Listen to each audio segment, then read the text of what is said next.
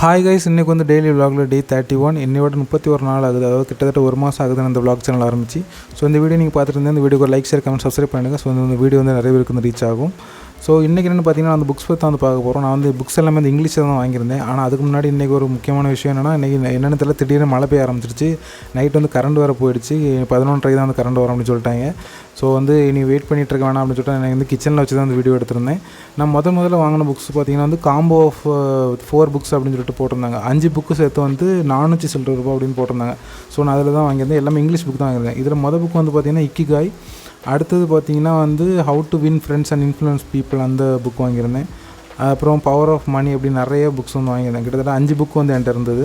ஆனால் இதெல்லாம் பிரச்சனை என்ன பார்த்தீங்கன்னா, நான் அந்த இங்கிலீஷ் புக்ஸ்லாம் படித்தா எனக்கு புரியுது.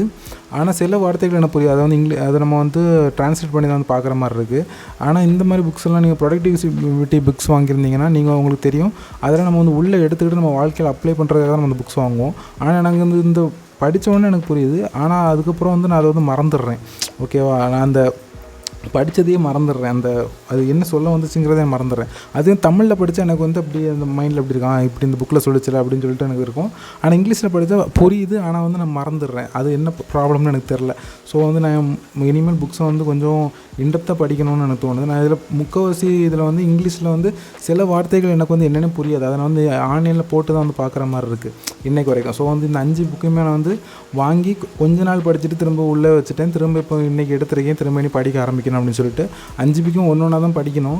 ஆனால் வந்து எனக்கு வந்து தமிழில் படிக்கிற அளவுக்கு இது வந்து என்ன சொல்கிறது, கம்ஃபர்டபுளாக எனக்கு வந்து இல்லை. அதனால் நான் என்ன சொல்கிறேன்னா, நீங்கள் வந்து புக்ஸ் எல்லாம் வாங்கி படிக்கிறா இருந்தால் உங்களுக்கு எந்த மொழியில் உங்களுக்கு புரியுதோ அந்த மொழியிலே புக்ஸ் வாங்குறது வந்து பெட்டர்னு சொல்லுவேன்.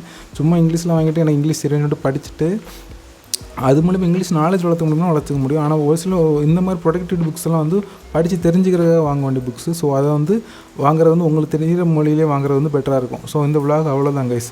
இந்த வீடியோ உங்களுக்கு பிடிச்சிருந்தா லைக், ஷேர், கமெண்ட், சப்ஸ்கிரைப் பண்ணிவிடுங்க. மீண்டும் அடுத்த விலாகில் பார்க்கலாம். நன்றி, வணக்கம்.